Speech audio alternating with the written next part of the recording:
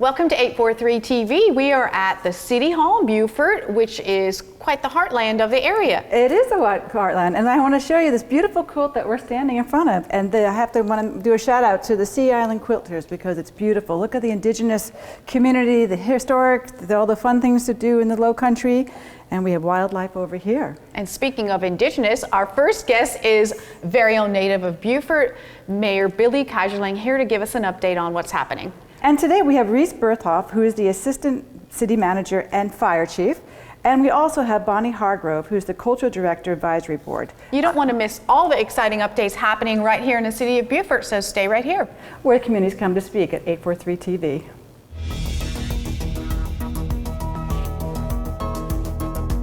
.843 TV, where the Low Country comes to speak.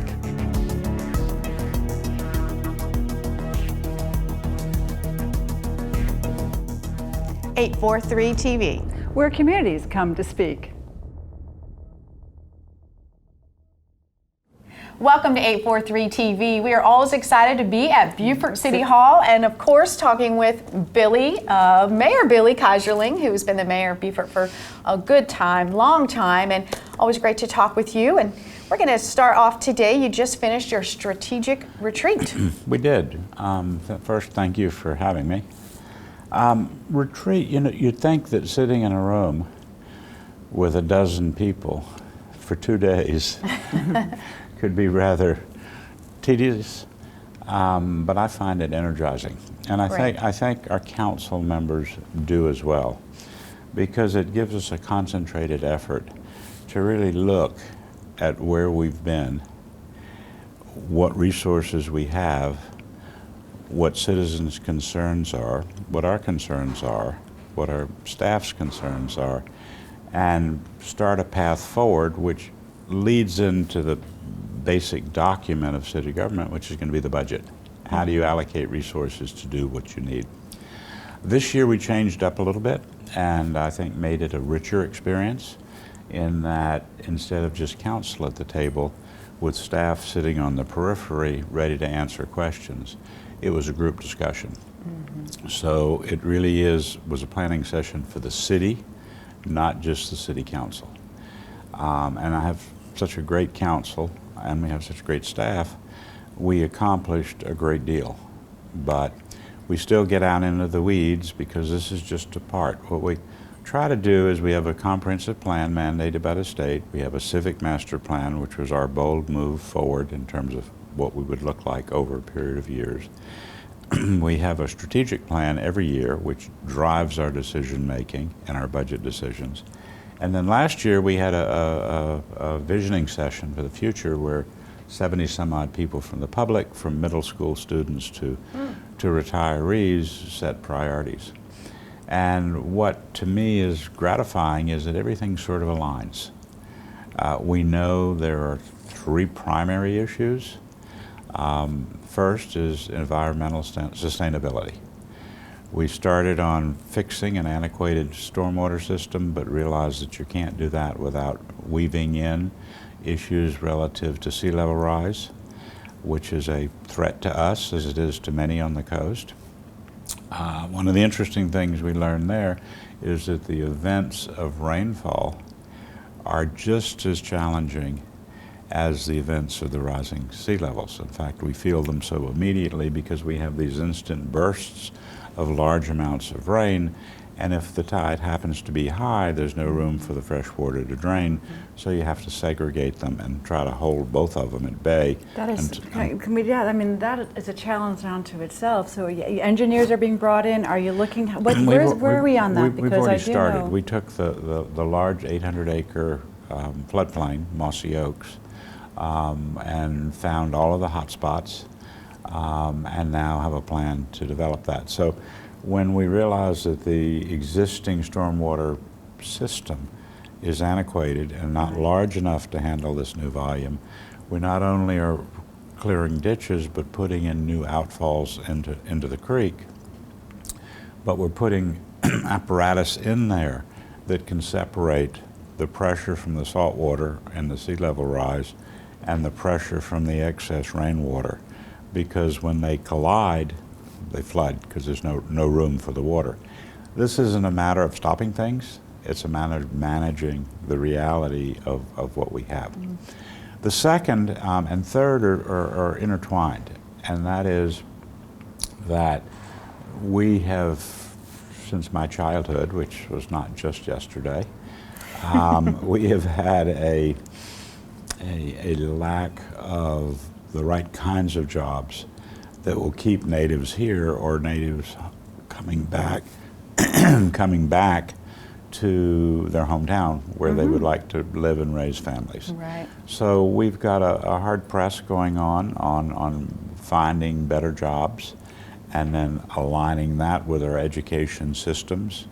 We created the digital corridor to work on building that technology culture.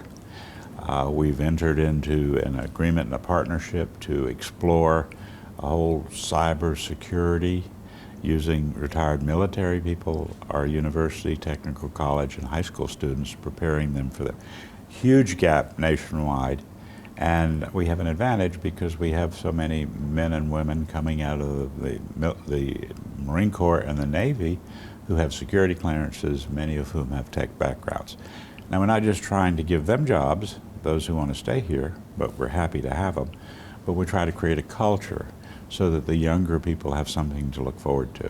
And was that part of this retreat planning as well? How to integrate and how to bring up and... Exactly. I think that's wonderful. You We've, really with want our to keep... traditional economic development, since the four mayors brought the county together to create what we call the Beaufort County Economic Development Corporation, we've made more significant strides. We've brought more capital investment. We've created more jobs in the past year and a half than probably the previous 10 years.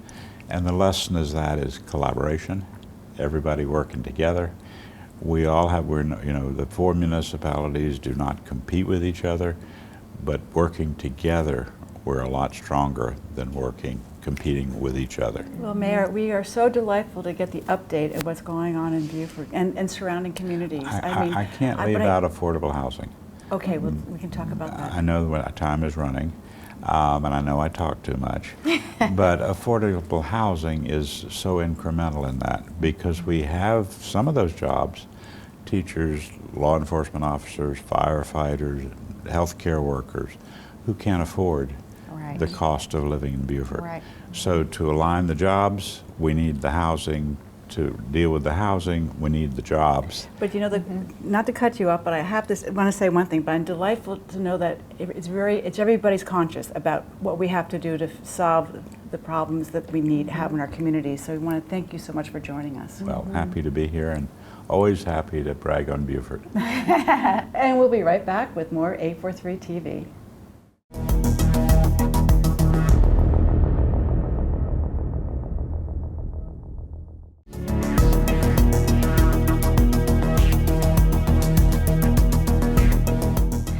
Back with A43 TV, and I'm very excited to introduce you to Reece Bertholf, who last time I saw you were the fire chief, but now you also have a new role for the city. That's correct, 2 titles now. I'm the assistant city manager for the city of Beaufort as well as the fire chief for the city of Beaufort and town of Port Royal. Well, congratulations. Thank you, I appreciate it. And how are you feeling about this new role? How's it going? I'm really thrilled. It's a great opportunity not only for myself, but for growth in my staff at the fire department and growth and opportunity for the city of Beaufort.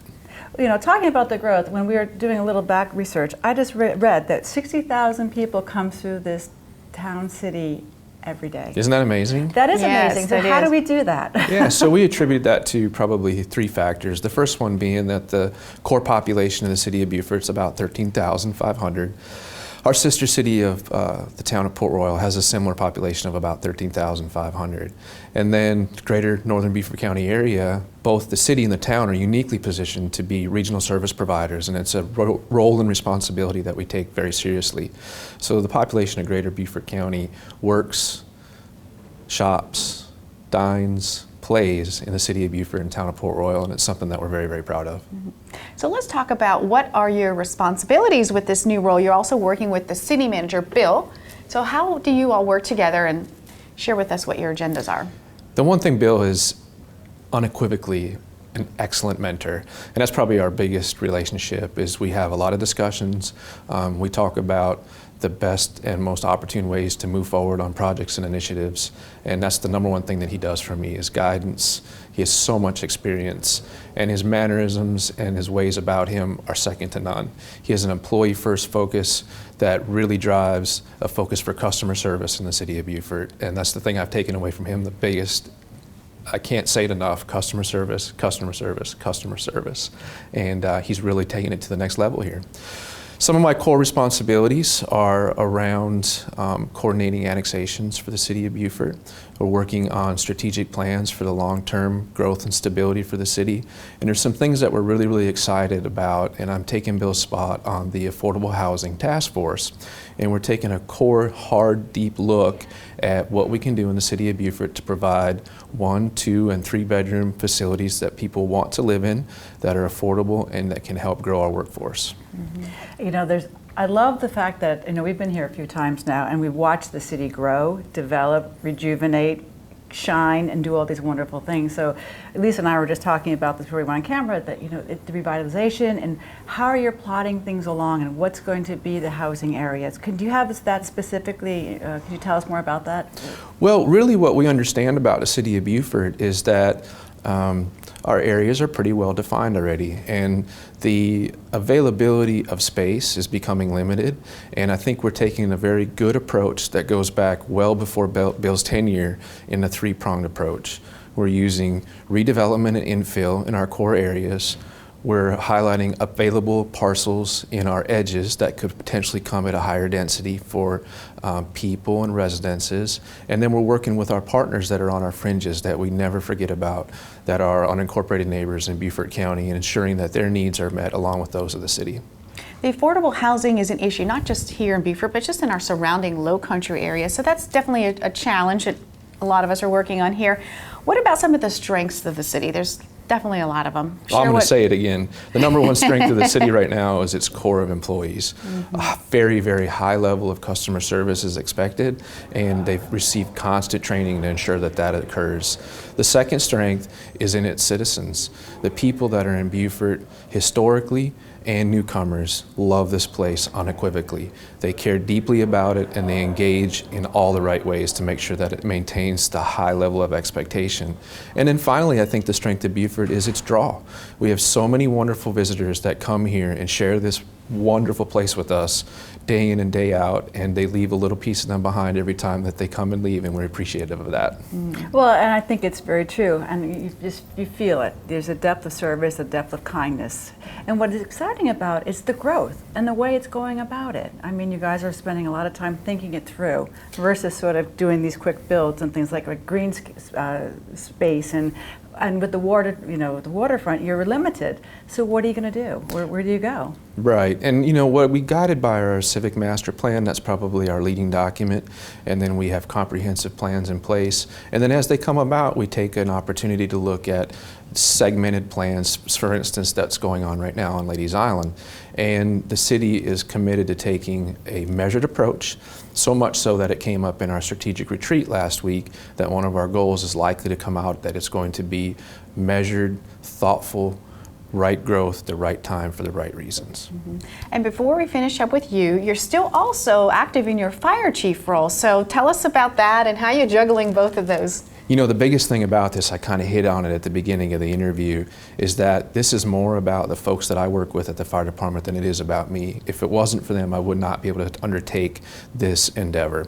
And what I'd like to leave you with about those people is that they're highly educated. On my staff, I have 4 master levels degrees. In the regular staff of the fire department and our shift workers, we have countless undergraduate degrees and hundreds of thousands of hours of fire-related training and EMS training that goes into the service that they provide. They are teed up, ready, and need me less and less every day in order to continue to provide the amazing service that that department does. I like how you put that. They need you less and less. That's a testament of how well you've led your department and how well you've trained the folks. So that's a great compliment to you. Yeah, no, it's great to see you always, because there's always good news to share. And please continue. You know, and yeah, you all stay right here because we're going to be back with more from 843 TV.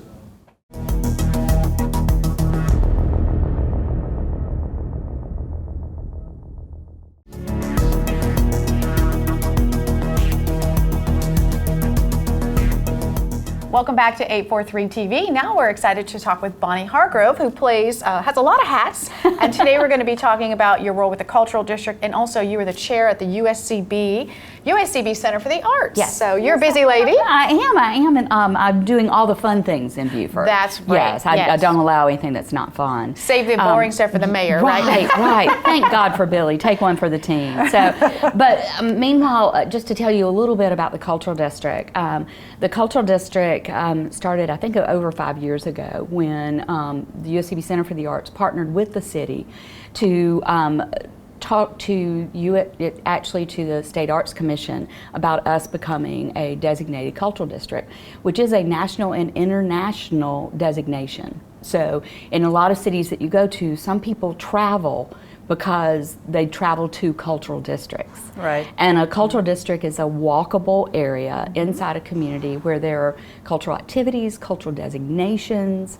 So, Beaufort already had one. We just were asking for the name. Yeah. So, yeah. It makes sense with all the history alone here, of course. Absolutely. Yeah. So, but ours is supposed to be walkable. So at some point, that's where the bench project that we're going to talk about in just a minute came in. Because as you know, you can walk downtown for 30 minutes or more and still be inside great culture and history. Because, even our cemeteries and a lot of our churches are works of art. So, Yes, it was super easy. Yeah.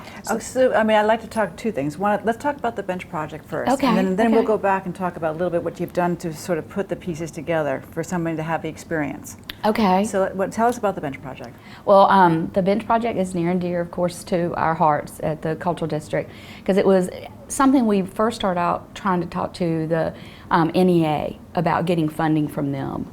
And that didn't work out. And then we had a light bulb moment where we realized that Habitat for Humanity builds these wonderful benches. And we thought, why not partner with these pieces that are basically, they're like canvases. They're very simply but sturdily made benches that we thought artists could paint. So we started off with that. So then we had this great collaboration with Habitat. From there we went on for the Beaufort Art Association, did one for Santa Elena. So we were able to take a bunch of organizations that had not worked together on a project, and put them together. And it's been wonderful. You can see the benches. I think there'll be some videos. And how many benches do we have? We have 6. We have 6, and they're all very different. There is not a single one that looks alike other than the size. Who created these benches? Which gave the 6 different looks? Okay, so the places are Waterfront Park is for Habitat Humanity, and that's so they actually went out and recruited an artist who works with Habitat to paint their bench. Santa Elena worked with the Beaufort Art Association, and some of the benches have been modified. USCB Center for the Arts bench, Greg Rawls helped create a space in the back of our bench that has the columns of Beaufort College building. So some of them have been modified. Mm-hmm. So then the digital corridor has a wonderful tech-savvy looking bench out in front of base camp. And let's see, the Black Chamber of Commerce, and then the Reconstruction History Museum as well. How much fun is that? I know, I So know. you can go on tour and look for the benches and enjoy the artwork there. Right. Besides that project, give us a little tip on some of the other things that are coming down. What are y'all working on? Oh, well, we're about to do another 6 benches. Another 6, okay. Yes. So, and this time what we want to do is 4 of the benches will be inside the Cultural District. And the Cultural District is basically, try to do the best that I can here. It looks like Texas in a way, because it comes down Boundary Street, around Carteret, up Bay, and then down by Santa Elena. So anyhow, so you can imagine how much that encompasses. So what we want to do is we want to ask organization, churches, whatever cultural sites, whether they will submit that they would love to have a bench. So we right now are working on that process of how we will do that. And then we want to expand the benches out into the community. So there'll be 2 that can be at Penn Center or at the technical college, wherever, you know, they would like to be. So we're working on that. I mean, ultimately, we would love to have 40 benches in the community where people come and do a tour of the bench. Right. Because it goes back to the cultural district was so big that one of the ideas was we need places for people to sit and just enjoy being there. Yeah. I agree with you. So Yeah. are we looking for sponsors? Are we looking Always, always. So Yes, maybe thank you. that's You're a a pro- wise woman who knows who knows all things. So the sponsorship is basically if you want to have a bench. And so we're looking, your cost would be getting the artist, any modifications to the bench. So, you know, we're looking at $300 to $500. So Well, that's- very modest. It very is modest. And Yes. don't forget, a bench is a lifetime too. It Wait really till is. you sit on these benches. They will be there for a lifetime. We're going to go check out the benches, aren't we, Catherine? Yes. That'll be Yeah, really y'all try to lift them because I felt like I was a pretty strong woman. But the Habitat builders, which were phenomenal, they are spectacularly built and they are heavy. Well, thank you so much for sharing this Sure. information. We're delighted. Always fun Anytime. to talk with you and everyone here in the city of Beaufort. And thank you for watching this episode of 843 TV. Where communities come to speak.